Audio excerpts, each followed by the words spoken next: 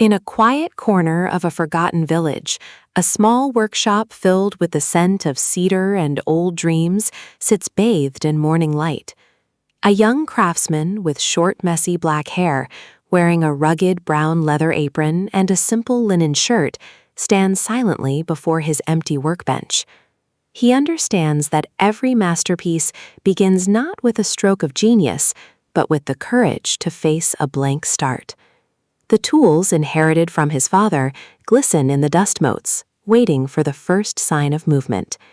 Today is the day he decides to stop dreaming and start doing. It is the quiet intensity of a man ready to commit to his craft. He reaches for a massive block of oak, a piece of wood so heavy and unyielding it seems to resist his very touch. This is the pamiku, the trigger, for a conflict between his ambition and the raw, stubborn nature of the material.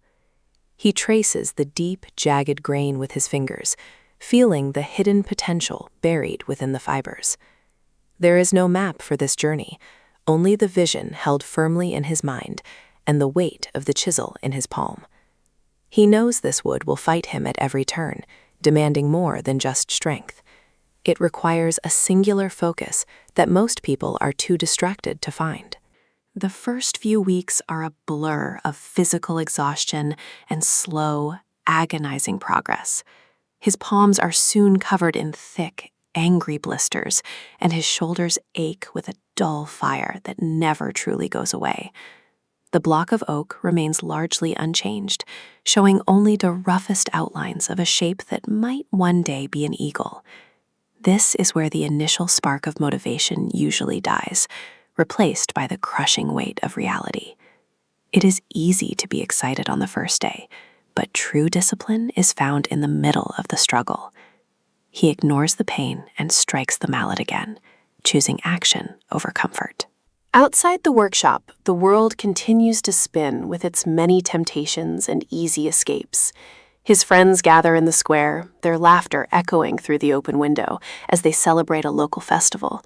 They call out his name, urging him to put down his tools and join the momentary joy of the crowd. He looks at the door. Every hour stolen from his work is an hour stolen from his future self. Discipline is the bridge between goals and accomplishment, and he builds that bridge every morning before the sun rises.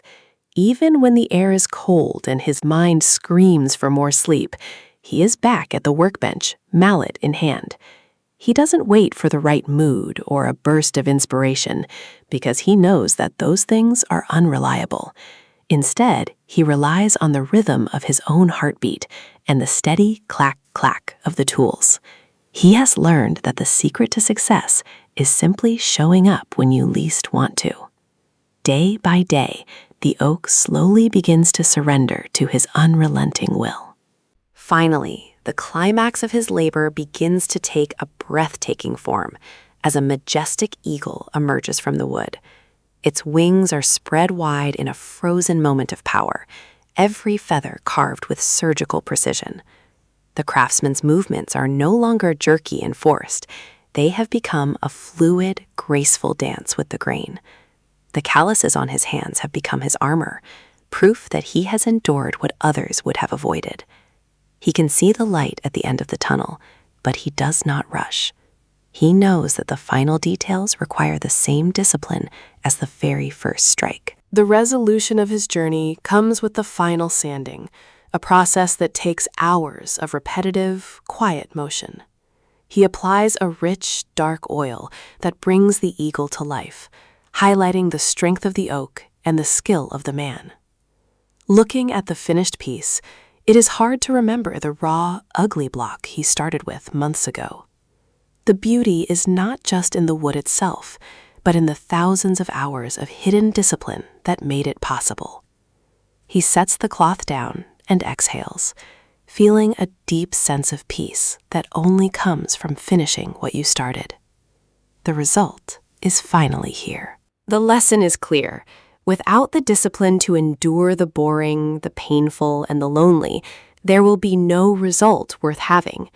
Success is a choice made every single day, often in total silence and without any applause. If you want to change your life, you must first change your habits and commit to the grind. Look at your own goals and decide if you are willing to stay at the bench until the work is done. If this story moved you, please hit the like button and subscribe for more stories on the power of the human spirit. Tell us in the comments, what is the one thing you are disciplining yourself for today?